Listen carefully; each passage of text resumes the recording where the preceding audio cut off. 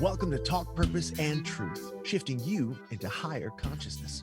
A show that elevates, uplifts, and encourages listeners to grow, heal, awaken, and evolve.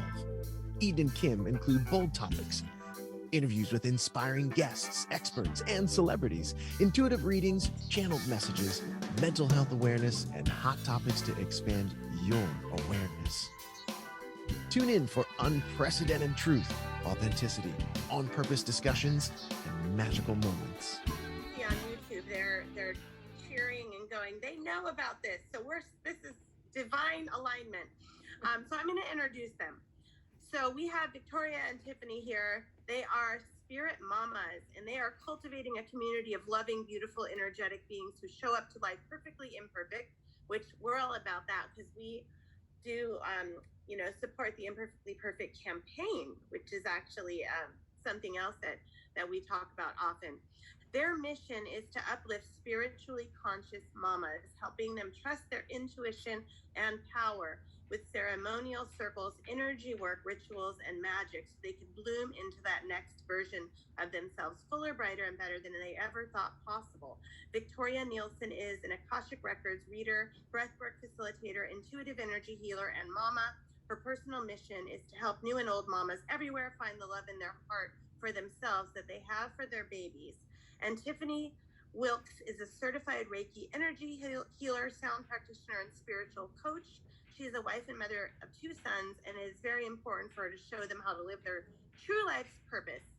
And Eden and I are also spiritually conscious moms and feel very aligned with your mission. We both we each have 2 daughters, and so we're all about spirit mamas. So welcome, ladies. Thank you for having us. Hey, we're so excited to be here. I get chills every time anyone reads that intro. I'm always like, oh, hell yeah, we are. Like, that's totally what we do. I love it. And I love what you were just talking about, Kim. Yeah, you guys. I'm like totally into that. Like, I believe in like the Mandela Effect, where like people. I remember when me and Victoria first met, I was like, do you remember Fruit Loops being Fruit Loops, F-R-O-O-T or F-R-U-I-T? There's certain things in my life that like, I remember it clearly, and clearly I've skipped timelines because there's people who right next to me who are like, nope, that never happened. And I'm like, but it did.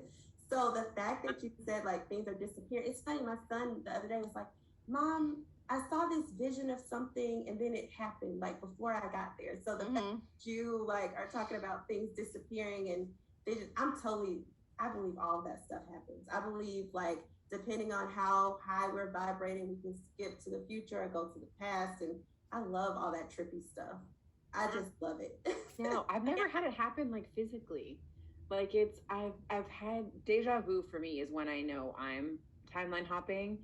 And I feel like Tiff actually at a pivotal moment, like before we ever started Spirit Mamas, we were in the ER together on a work trip in Santa Fe, New Mexico. And we had this conversation with a coworker about the Mandela Effect. And I think we sat there down the rabbit hole comparing being like, is it Bernstein Bears or Bernstein Bears?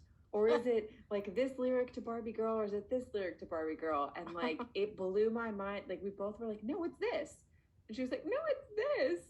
And so I think it just shows you guys are on such a beautiful path of ascension. And the things that are coming up are really little nudges and reminders that you're moving the right way, right? Like it feels crazy because you're like, am I losing my goddamn mind? Yeah. But it's really the universe's way of saying, I think, keep going. Like you're ascending, you're moving into that next timeline, you're moving into the next version, because it's really hard to anchor yourself into that new timeline. Okay, I feel like this is just like coming through. That basically you can jump there and back really often depending on your current vibration, your energy, like what's going on around you, especially if you have other people tied to that timeline that you're physically with at the moment and you guys are all on that same frequency. You can jump together, but to stay in that future timeline takes a lot of energy and a lot of work and a lot of purpose. So I would say what you guys are experiencing is kind of the jumping back and forth. And if you really truly want to ascend to that like next timeline and stay there, it's going to take conscious effort to cultivate whatever it is that that new timeline has for you, right? So that abundance, those gifts, that energy, and like really calling it in daily and then anchoring it in, like the anchoring in and the grounding of it is really important. That without that, that's when you can kind of shift willy-nilly. Understands. Wow. Yeah. Explained very well. Now I understand it. Thank you. Yeah. Oh, thank you, Spirit. Whoever just channeled that for me. I think it sounded like you were channeling that. Okay, Kim, were you saying something? I said we need to hang out more in person. Yeah. We'll come to Atlanta. No, we'll come to California. Yeah. Okay. Okay, let us know when you're here. So how did you guys come together? And do you do what you do together as a team? So it's interesting. Victoria and I, she mentioned a work trip. So we worked together in corporate years ago in marketing. And I was the girl who would help people interpret their dreams. And I was kind of in the spiritual closet, but a few people knew. Victoria was totally in the closet. If you said spiritual anything to her, she's like, no. Meanwhile, I'm like, no, girl, like you have this power. I'm telling you. She's like, no way, no, I don't. So we kept in touch afterwards. I became a Reiki healer during the time when we both quit our job and moved to something else.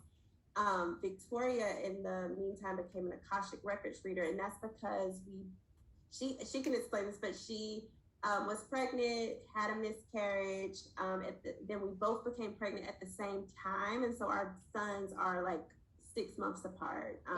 So during that time, we were talking, I think she read my Akashic records and I gave her like a Reiki session, and then we were like, how can we like raise conscious kids so they'll never forget like their power, because we're so spiritual right now. And I just, we were like, what can we do for moms?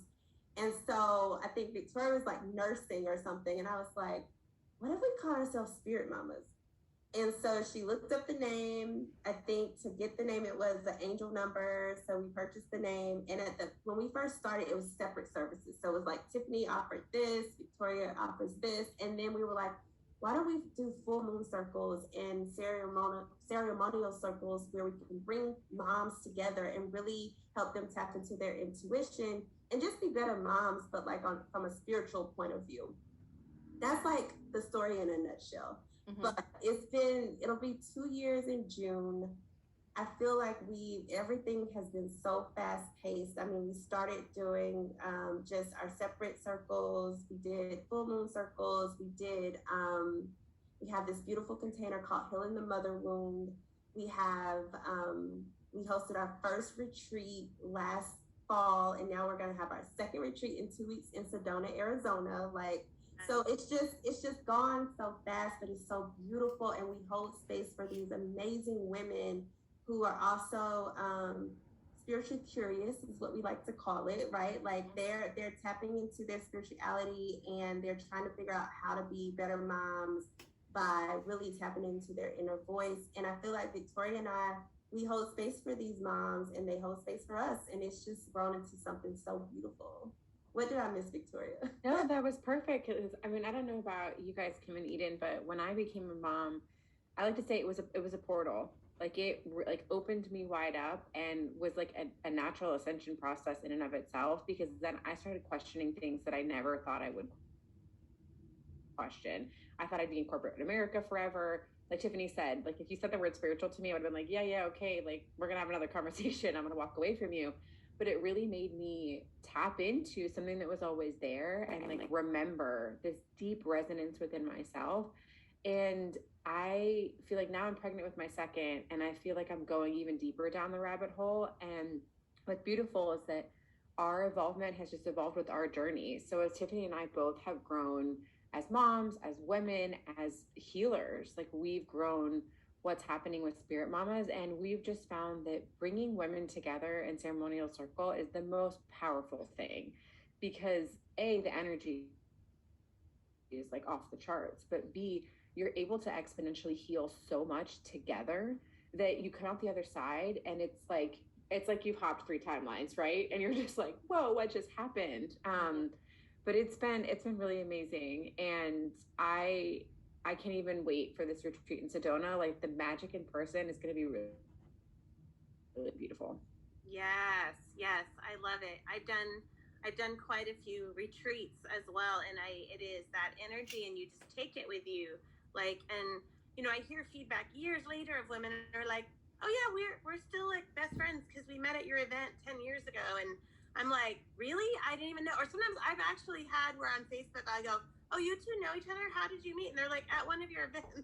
I'm like, "Oh, okay." So you just never know. I mean, it's crazy. Exactly. And you don't even have to, end up having a spiritual business. Like, I think that's this not next version of spirit mamas that we're stepping into, but kind of, right, helping moms realize like they're the beacons and the lighthouses of their communities, and whatever mission they have in their heart, whatever that is, to just be a good mom, to raise conscious kids, to be a better corporate employee, like whatever it is, taking that to the highest level is what we're here to help them do and to realize, because that light is going to spread like wildfire with everyone that you meet. They're going to see that light inside of you and see that mirror in themselves, and hopefully raise like the entire consciousness of the planet, because that's what we're here to do. Yep, us too. Yeah. Right, there's no coincidence that we're all here together. Yeah. Do you guys have that too, where you have certain things like you'll go, "Oh my gosh, I'm going through that right now exactly," or "That weird thing happened to me too today," or do you have that sometimes? Yes, so we actually have a community of women who it's like a monthly membership, and so we communicate via like Telegram, and we hold like energy circles for them every month. And yesterday, like 5 of us were like, "The energy's off.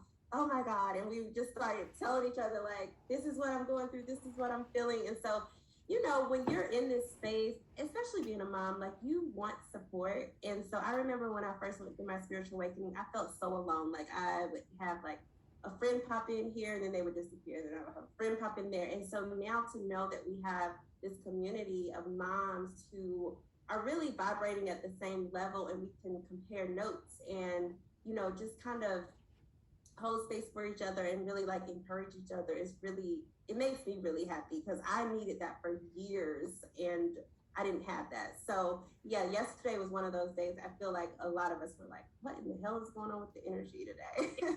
Oh yeah. That's Yeah. so Sometimes I feel like we could call each other in the middle of the night, because the next morning after we go through, it usually happens for us at night, in the like 3 a.m. the witching hour, and we go through some sort of physical or emotional thing that wakes us up, and we'll talk in the next morning, and sure enough, she was going through the same thing, and we could have just talked in the middle of the night and helped each other through it. I love that. I feel like Tiff, ours tends to happen too, like closely aligned. Maybe not the same day, but like Tiff will go through it, and then I'll be like the happy perky sunflower while she's going through the shadow work, and then like flip flops. Or like Tiffany travels to the underworld in her dreams all the time, and it just started happening to me recently. And I called her and I was like, "Is this what this feels like?" I was like, "Holy shit! Like this is so crazy!" And I'm like, I'm just so glad I have someone that has experienced it to be able to ask about it, because if not, I'd be like, I don't know what the hell just happened to me. So can you describe that a little bit, Tiffany? The underworld, what you see, what happens in the dream? Yeah. So it's funny because I'm a dreamer, so I've always had dreams probably since I was about 8, where I have premonitions. So now I know when I'm dreaming, I know when I'm working somewhere else, and then I know when the hell I'm at. Like usually people channel me in the underworld. So like a loved one may have died, and here I go. I have to get pulled down into the underworld so that they can use me as like a vessel to be like communicating with their family. But for me, the underworld is a lot of times it's almost like I get drugged through the back of my headboard. Like literally, I can see my spirit separate from my body. I get drugged down, and then it's almost like I go into not the sewer system, but kind of. It's like I literally go underground, and I always know when I'm there because I fly. Like I kind of, and I'm really low, and it's like I'm floating, I'm flying until I get to where I need to be. and it's really dark down there. And then I get to this place, wherever it is, and then they use me to channel. So a lot of times I'll speak in different languages. And it's funny because like I'm sitting there like, oh shit, like here we go. And a lot of times I used to try to like fight it. Like, no, I don't want to go. Please don't let me go. But now I just, and a lot of times when a lot of my loved ones have died, like when I was in college, I didn't realize what it was. So a lot of times it's dark. I'm either like on some water. It's always water involved for some emotions, because water means emotions. Yeah. So either I'm on a lake or on a creek or in a sewer system, and it's a lot of tears, you know, a lot of things like that. And then I come out on the other side, and I'm in this like different world, or probably in someone's house for real. And then they're using me to communicate with their loved ones, and I'm usually the loved one that's talking. And then I come back. Is it someone who hasn't crossed over yet? Is that why? Or so you know what? It's a lot of times it's people who are on their way to cross over or recently crossed over. Okay. And it used to be where I only channeled people who I had some form of connection with, but recently it's people who I've never seen. And it's funny, one of my friends from high school, his brother passed away about 10 years ago. And the day after his anniversary, he came to me and and I only dream too. And like, I usually get visitors from people who I know, and I've never met this man in my life. And he came to me, and it kind of freaked me out. I like journaled about it because I was like, okay, this is, but I like Victoria said, I just know that I'm moving in the right direction, right? And so this is one of my gifts. I've always had it. And now I just feel like, you know, the universe is kind of like, here you go, good job. Now we're gonna move you to the next level. But yeah, it's trippy. I love it. It's draining sometimes, but I know that I'm helping someone. So that's the beauty of it. Do you ever wake up and remember it and then realize that you have to give someone a message? Oh yeah, so my friend's brother, he actually came and was asking me a lot of questions, but then he had a message for his brother. So immediately I was like, okay, I know it's odd. I want to tell you something that your brother had to tell me.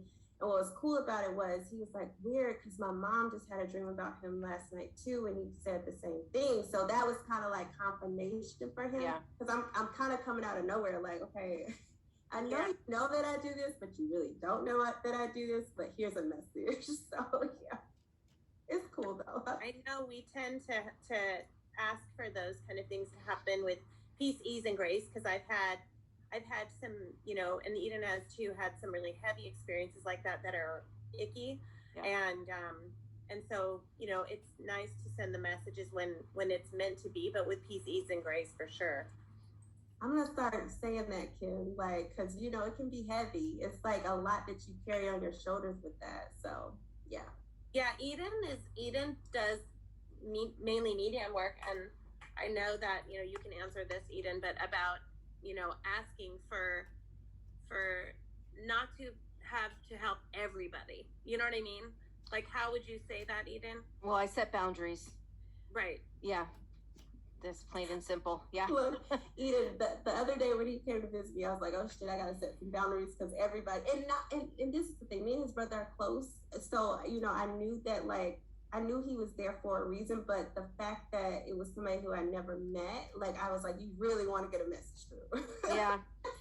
That happened to me once, and I've told this story on another podcast, but I'm not going to give you all the details, but it was a murderer who was going through a murder spree at the time, and police were looking for him. On our show. Yeah. Cindy's episode. Yeah. And they came, the people who he had killed, like the day before, came to me in my dream, and they whispered in my ear, and they brought me, like, they said, we need to take you somewhere, and they brought me to where he was hiding. And then sure enough, that is where they found him. And yeah, there was a lot more to it. I got chills. I got so much chills. I was like, oh shit. Yeah, I didn't set boundaries. I did not like that at all. So ever since that happened, I've set boundaries because I don't want to deal with that kind of stuff. My work is about healing. No, thank you. Yeah. Give me exactly. Well, that's like in our Healing the Mother Wound container, we only work with the healed ancestors. And we specifically call only the healed ancestors forward because that's the only way I think that you can continue to raise the vibration and be in the good energy, especially with people that don't work with that kind of stuff all the time. And because the non-healed ancestors, I mean, love them, bless them, but like they got their own shit to deal with. It does not need to be dragged into a circle with like 12 other women. Like, yeah. Yeah, makes sense. Wow. Okay. We could just talk for hours, I'm sure. Okay, Kim, was it my question or yours? Now we totally lost track. Where are we? Oh, you're gonna ask Victoria. Okay, got it. So Victoria, can you tell us more about Akashic Records and how that can help someone? Yes, absolutely. So for anyone that doesn't know what the Akashic Records are, they're really just an energetic frequency that you're emitting out of your crown chakra, literally at all times. So anyone can access their Akashic Records. I don't have like magical powers being able to do this. I really just come from a place of openness and love and directly connect with your ascended masters, teachers, and any of your loved ones that want to come through. And some people talk about the Akashic Records as if it's a library, right? So like you have a book that has like your past, your present, and your future. I think that's too stagnant. And image and imagery, the way I've experienced it is more like you have a specific note in the symphony of the universe, the orchestra that we all create together.